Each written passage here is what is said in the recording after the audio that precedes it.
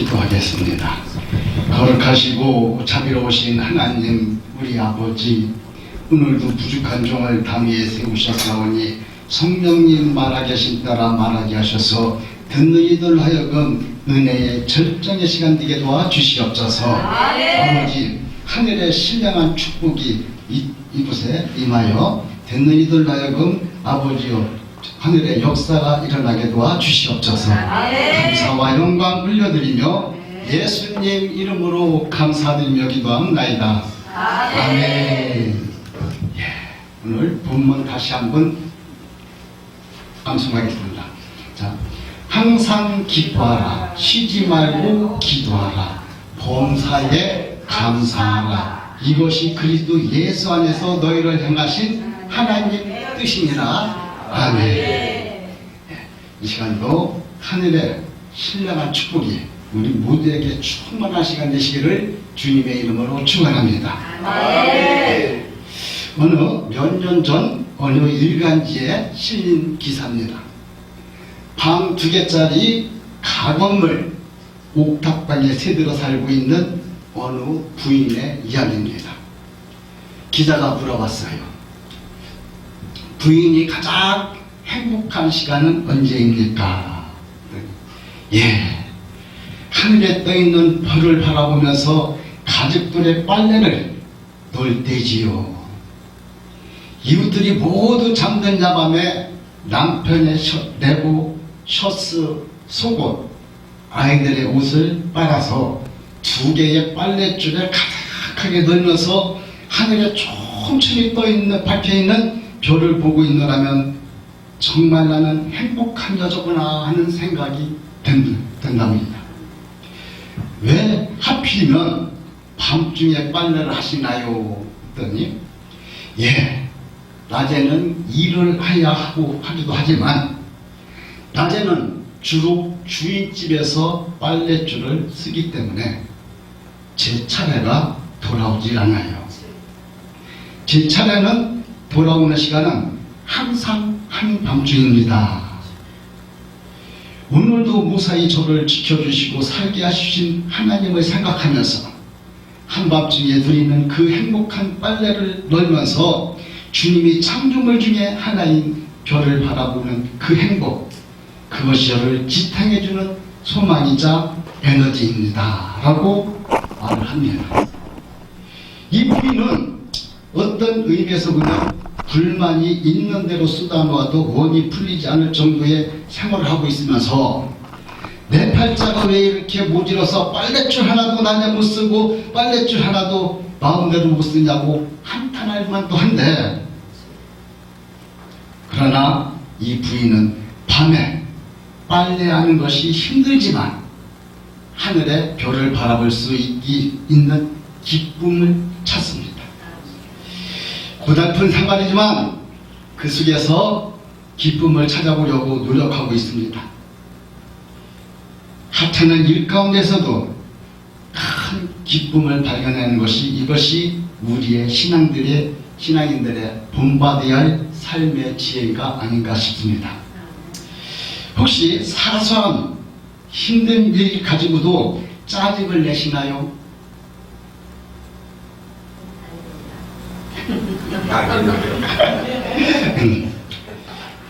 그것은 기쁨을 스스로 줘버리는 것입니다. 행복을 스스로 던져버리는 것입니다. 그래서 빌립보서 4장 4절에 보니까 주 안에서 항상 기뻐하라, 내가 다시 말하노니 기뻐하라고 이렇게 말씀하셨습니다. 우리들은 기쁨과 감사를 잊어서는 안 됩니다. 미국의 시카고에서 태어난 외노 솔메는 미국이 자랑하는 화가 중에 한 사람입니다. 이 사람은 예수님의 초상화를 그렸습니다.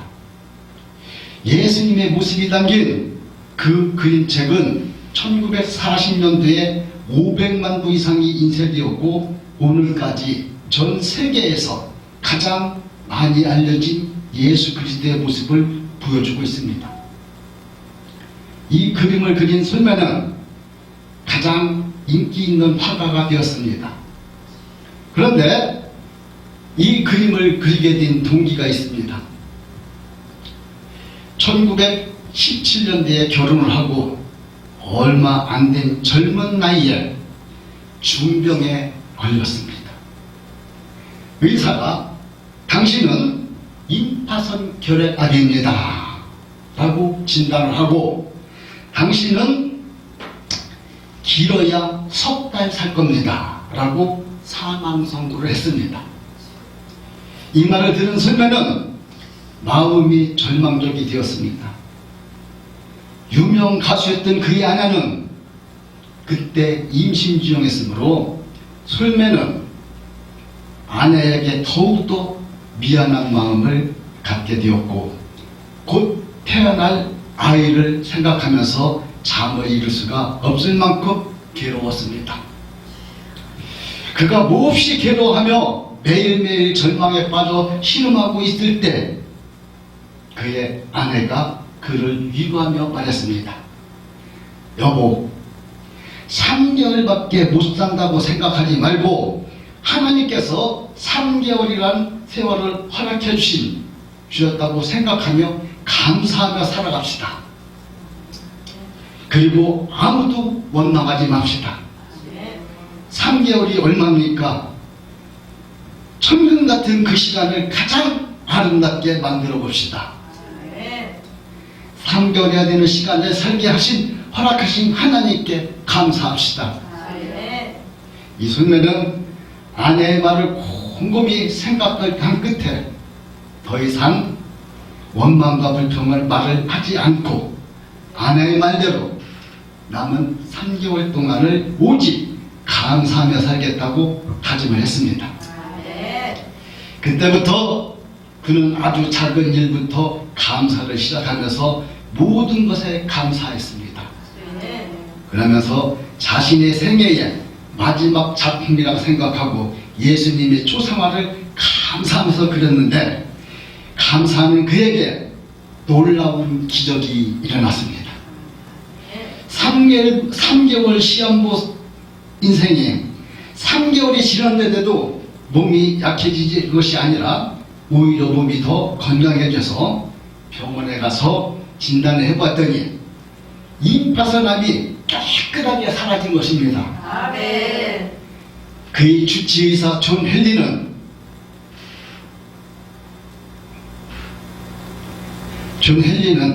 너무나 놀라면서 도대체 3개월 동안 무슨 약을 먹었기에 이렇게 깨끗이 나았냐고 했습니다.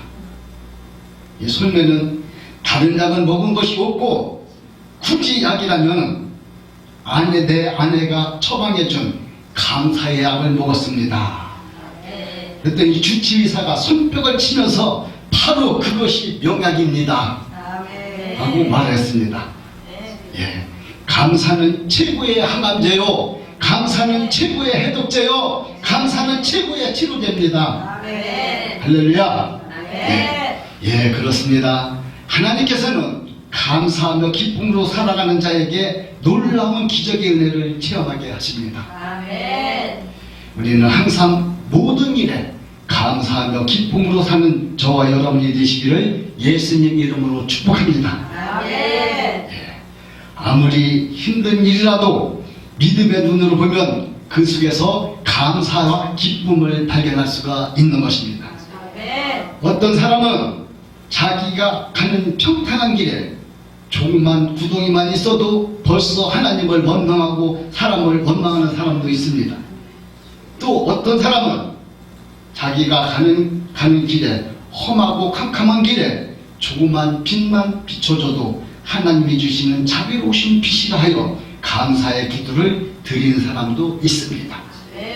이와 같이 아무리 화려한 궁전에 살면서도 인생이 왜 이리 괴로우며 이 기쁜 일은 하나도 없는다고 얼굴을 찡그리며 불평하는 사람이 있는가 하면 오두막집에 살면서도 하나님 아버지의 한없는 은혜와 사랑에 진심으로 감사하는 사람들이 있습니다. 그러므로 불평과 불만, 원망과 저주는 모든 질병의 근원이라고 했습니다. 그러나 감사와 기쁨은 인간의 질병을 치료하는 특효약이라고 했습니다. 그러므로 우리 모두 다 긍정적인 생각으로 질병을 물리치기를 주님의 이름으로 부탁을 드립니다. 아멘. 할렐루야. 아멘. 예, 우리는 예수님을 잘 믿으면 세상을 힘들지 않게 살 수 있다고들 생각을 합니다. 힘들지 않게 산다는 것과 복되게 산다는 것은 다른 것입니다. 사람들은 편하게 사는 것을 복된 인생이라고 해석하기도 하지만 우리 하나님의 자녀들은 다르게 봅니다. 인생은 원래 힘든 것이고 고생하며 살게 되어 있습니다. 하나님께서 에덴 동산에 아담과 하와를 보냈을 때 거기 가서 편히 먹고 놀고 즐기라고 보낸 것이 아니었습니다. 그곳에 가서 일을 하라고 보내셨습니다. 에덴 동산을 잘 지켜라. 모든 만물을 소유를 정복하고 소유하고 다스리라는 임무를 주셔서 거기 가서 아담과 하와는 일을 해야 되는 것입니다. 그러므로 힘들다는 것은 반드시 불행을 의미하는 것이 아니며 편하다는 것은 반드시 행복을 의미하지는 않습니다. 세상 사람들 중에는 이왕이면 인생을 마음껏 즐기다가 나중에 죽어버리면 그만이라는 체험형의 사람들이 많이 있습니다. 세상살이가 아무리 고달프고 힘들고 험해도 그것은 우리가 가장 본받지 말아야 할 생활인 것입니다. 누구나 눈물과 땀을 흘리지 않고 살아갈 수 있는 이 험한 세상에서 예수님을 믿는 사람들이 세상 사람들과 다른 점은 무엇인가 하면 우리 믿는 사람들은 세상에서 사는 것이 다가 아니라 우리는 저 하늘나라의 큰 영광을 바라보고 우리는 천국을 바라보고 살아가는 것이 우리 그리스도인들입니다. 바다의 망망대를 건너가는 선장에게 나침반과 바다 지도가 있듯이 하나님께서는 사랑하는 자녀를 위하여 나침반과 바다 지도와 같은 우리 믿는 주의 자녀들에게는 진리의 말씀을 주셨습니다. 이 진리의 말씀이 우리의 내비게이션이 되어서 천국길로 인도하는 저와 여러분이 되시기를 예수님 이름으로 축복합니다. 성령님 인도하심 따라 하나님의 말씀을 귀에 주의 깊게 살피면서 이 험한 세상을 어떻게 사는 것이 지혜이며 복인가를 가르쳐주는 기본적인 원리가 들어있습니다. 하나님께서는 우리가 영세주의자나 허무주의자로 우울하게 살기를 원치 않으신다는 사실입니다. 세상 사람들과는 다른 각도에서 인생을 밝고 즐겁고 기쁘게 살아야 한다고 가르쳐주고 있습니다. 하나님의 자녀로 이 땅에 살아있다는 그 자체가 너무나 귀한 것이기 때문입니다. 오늘 본문 말씀처럼 데살로니가전서 5장 16절로 18절 말씀처럼 항상 기뻐하라, 쉬지 말고 기도하라, 범사에 감사하라. 그리스도 예수 안에서 너희를 향하신 하나님의 뜻이니라. 항상이란 말은 눈을 감고 하나님과 교제하는 시간만 의미하는 것이 아닙니다. 눈을 뜨고 세상을 살아가는 시간까지도 포함된 시간을 말하는 것입니다. 또한 범사도 영적인 것뿐만 아니라 우리가 살아가는 모든 시간이 포함된 말입니다. 하나님께서는 우리가 어려운 고통 속에서도 기뻐하기를 원하십니다. 아무리 감사할 것이 없는 상황에서도 감사할 줄 아는 자녀가 되시기를 원하고 계십니다. 어떻게 하면 하나님께 주신 생을 즐기며 기쁘고 감사하게 살 수가 있을까요? 오카는 목사님의 쓴 책에서 이 험한 세상이 어떻게 살까에서는 우리가 이 세상을 멋지게 살기 위해서는 다음과 같이 세 가지를 명심하라고 말하고 있습니다. 첫째, 우리가 먹고 마시는 것부터 생을 즐길 줄 알아야 한다는 것입니다. 그래서 고린도전서 9장 7절에 보니까 너는 가서 기쁨으로 내 음식을 먹고 즐거운 마음으로 내 포도주를 마실지어다. 이는 하나님이 너희의 하는 일을 벌써 기쁘게 받으셨음이라. 아멘. 이 말씀은 먹고 마시는 일이 즐겁다는 뜻이 아닙니다. 이 당시에는 포도주는 물과 같은 의미였기에 포도주는 술을 마시는 것이 의미가 아닙니다. 이스라엘에는 물 부족 국가이기 때문에 그 당시에는 물이 없어서 포도주를 물 대신 먹고 살던 그런 시대였습니다. 우리의 양식을 하나님이 공급해 주신다는 것을 깊이 인식하고 한 조각의 마른 떡이라도 한 모금의 음료수라도 하나님이 나를 위해 주신 것을 저신한 믿음으로 감사하며 즐겁게 마시라는 의미가 담겨 있는 말씀입니다. 두 번째로는 믿음을 가지고 자기 몸을 가꾸고 돌보는 데서 기쁨을 찾아야 한다는 것입니다. 그래서 전도서 9장 8절에 보니까 내 의복을 항상 희게 하며 네 머리에 향기름을 그치지 않게 할지어다 그래서 말씀하셨습니다. 이 말씀은 과하게 자신을 치장하거나 비싼 옷을 입거나 외모지상주의를 의미하는 것은 아닙니다. 의복을 항상 희게 하라는 말씀은 순결한 생활을 하라는 뜻이고, 머리에 향기름을 바르라는 말씀은 성령의 기름 부음을 말씀하시는 것입니다. 즉 성령님의 능력으로 살아가야 한다는 의미를 가지고 있습니다. 우리의 건강도 하나님이 주신 것입니다. 아름다움 또한 하나님이 주신 것입니다. 우리는 하나님이 주신 이 귀한 것들을 귀하고 아름답게 가꿀 줄 알아야 합니다. 내 몸이 피곤하다고 지치면 만사가 귀찮다고 우울해집니다. 그러므로 게으르거나 나태하지 말고 항상 자신을 건강하고 단정하게 가꾸도록 노력하는 저와 여러분이 되시기를 주님의 이름으로 축원합니다. 셋째는 가정생활을 기쁘게 해야 됩니다. 고린도전서 9장 9절에 보니까 헛된 평생의 모든 날 곧 하나님의 해 아래서 내게 주신 모든 헛된 날에 사랑하는 아내와 함께 즐겁게 살지어다. 이는 내가 일평생에 해 아래서 수고하고 얻은 본분이라고 했습니다. 서로 노력함으로 행복한 가정생활을 유지하고 남과 비교하지 말고 긍정적으로 믿음으로 서로 믿음 안에서 즐겁게 살아야 합니다. 이러한 생을 즐거움으로 평범한 데서 발견되는 것입니다. 먹고 마시는 것과 자신을 아름답게 가꾸는 것들이 가정생활의 평범한 것들입니다. 이렇게 평범한 생활 속에서 진짜 삶의 기쁨을 발견하게 되는 것입니다. 평범한 것은 무시하지 마십시오. 생의 전정을 즐거움으로 그 즐거움을 부지런히 추구하는 자에게 주어지는 것입니다. 노력하지 않으면 식탁의 즐거움도 내 몸의 아름다움도 건강하게 가꿀 즐거움도 부부와 가족이 서로 행복하게 인생을 즐기는 것도 다 불가능한 일이 됩니다. 생의 진정한 즐거움은 믿음의 눈을 가지신 사람들입니다. 진정한 인생의 만족은 자기 욕망을 추구하는 데 있는 것이 아니라 하나님이 주신 것에 만족하는 데서 나옵니다.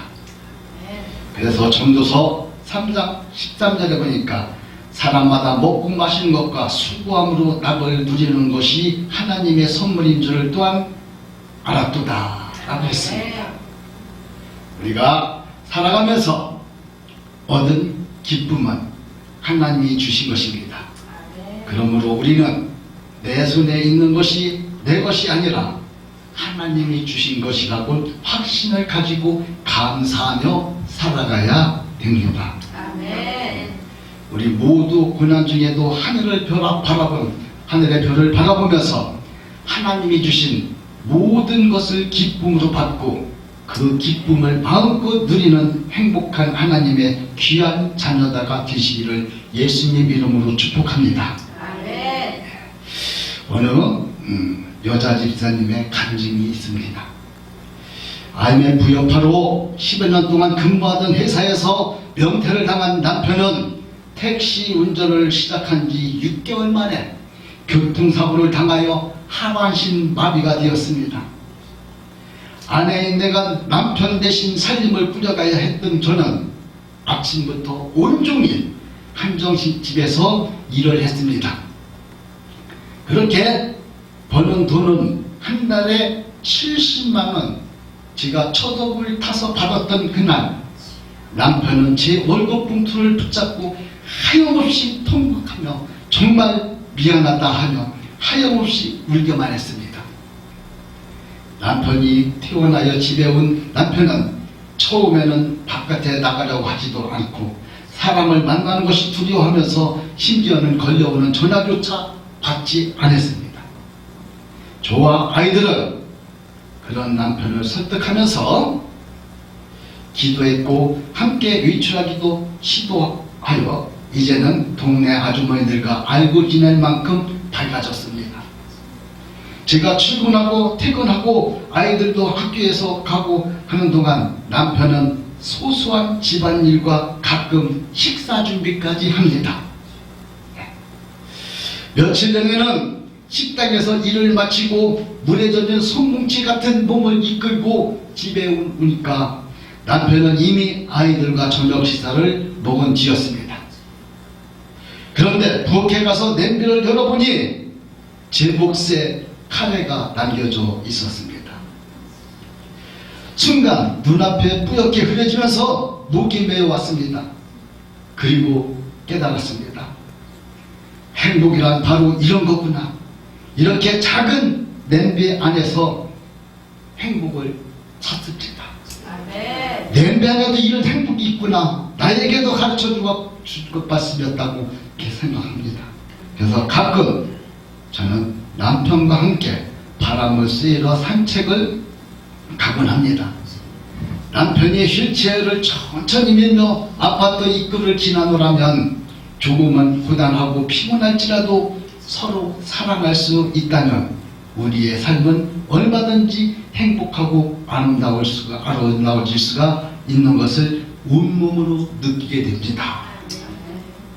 이런 고백입니다. 그 작은 냄비 안에서도 그 안에 카레가 담겨있는 그 작은 냄비 그 안에서도 행복을 느낄 줄 아는 저와 여러분이 되시기를 주님의 이름으로 축원합니다. 하박국 3장 17절로 18절에 보니까 비록 무화과나무가 무성하지 못하며 포도나무에 열매가 없으며 감람나무에 수출이 없으며 밭에 먹을 것이 없으며 우리에는 양이 없으며 위안간에 소가 없을지라도 나는 여호와로 말미암아 즐거워하며 나의 구원의 하나님으로 말미암아 기뻐하리로다 라고 했습니다. 어느 날 전혀 다른 환경에서 자란 남자와 여자가 만나서 뜨겁게 사랑하여 이 정이 들여 결혼을 하면 한 가정을 이루게 됩니다. 나를 행복하게 해줄 사람, 내가 사랑하고 또 나를 사랑해주는 사람과 함께 평생을 보내고 싶고 내게 부족한 것을 채워줄 누군가를 찾아서 우리는 결혼을 하게 됩니다. 그러나 결혼에 대한 예비 지식이 없어 그저 사랑에 이끌려 행복한 가정을 꿈꾸며 환상을 꿈꾸며 결혼을 하기에 냉정한 현실 앞에서 상처를 받고 상처를 주면서 살아가고 있습니다. 사랑의 힘으로 서로 끌리게 한 바람이 결국 다툼이 되어서 서로에게 고통을 줍니다. 좋았던 순간은 어느덧 잊고 점점 서로에게 무디어가고 부부라기보다는 그냥 가족, 아이들의 엄마, 돈 버는 벌레, 돈 벌어다니는 기계로 우리는 살아가면서 정말 소중한 것이 무엇인지를 잊고 살아가고 있는 현실입니다. 하나님은 태초에 천지 만물을 사람들을 지으시고 보시기에 좋았더라고 하셨으며 기뻐하셨습니다. 그래서 창세기 1장 31절에 보니까 하나님의 지으신 그 모든 것을 보시니 보시기에 심히 좋았더라고 했습니다. 그러나 사람이 혼자 사는 것이 좋지 아니하니 돕는 배필로 여자를 지으셨고 남자와 아내가 합하여 하나가 되게 하심으로 창조를 완성하셨습니다. 그래서 창세기 2장 18절에 보니까 여호와 하나님이 이르시되 사람이 혼자 사는 것이 좋지 아니하나 내가 그를 위하여 돕는 배필을 지으시라 했습니다. 즉 남자 혼자서는 완전하지가 않다는 것입니다. 남자는 여자와 연합해야 완전한 사람으로 완성되는 존재들입니다. 우리 너무 많은 경우에 서로 고치려고 하고 상대방을 변화시키려고 합니다. 그러나 우리는 서로를 고치기 위해서보다는 서로의 부족한 점을 보충하기 위해서 만났습니다. 우리는 사랑해서 결혼한 것이 아니라 사랑하기 위해서 결혼한 것입니다. 그러니 남은 시간 우리 서로가 아내와 남편의 아내를 사랑하듯 우리는 서로가 서로를 더욱더 사랑하면서 완전해져가는 저와 여러분이 되시기를 주님의 이름으로 축원합니다. 아멘. 남자와 여자의 차이는 서로 다투기 위한 것이 아니라 서로를 부족한 데서 부족한 부분을 보완해 주기 위해서 만난 것입니다. 결혼은 불완전한 남자와 여자가 부부가 되어서 온전한 사람으로 완성되어 가도록 계약하신 하나님의 뜻입니다. 가정은 하나님과의 관계 다음으로 소중하고 가까운 관계들입니다. 가정이 건강해야 사회가 건강합니다. 어느 여론조사에서 의하면 부부 중에 남편이 아내에게 만족하는 비율이 71.8%라고 합니다. 아내가 남편에게 부족한 비율은 59.2%라고 했습니다. 남편보다 아내의 불만이 더 심하다는 뜻입니다. 즉 남편의 경우 항원 이혼을 당할 가능성이 크다고 볼 수도 있습니다. 그러니 99%의 이혼에 이르게 되는 부부간의 대화 방식이 9가지를 소개합니다. 우리는 여기에 몇 가지나 해당되는지 한번 세어보시기 바랍니다. 내 말은 길이요 진리요 생명이고 상대방은 언제나 허물투성이라고 생각합니다.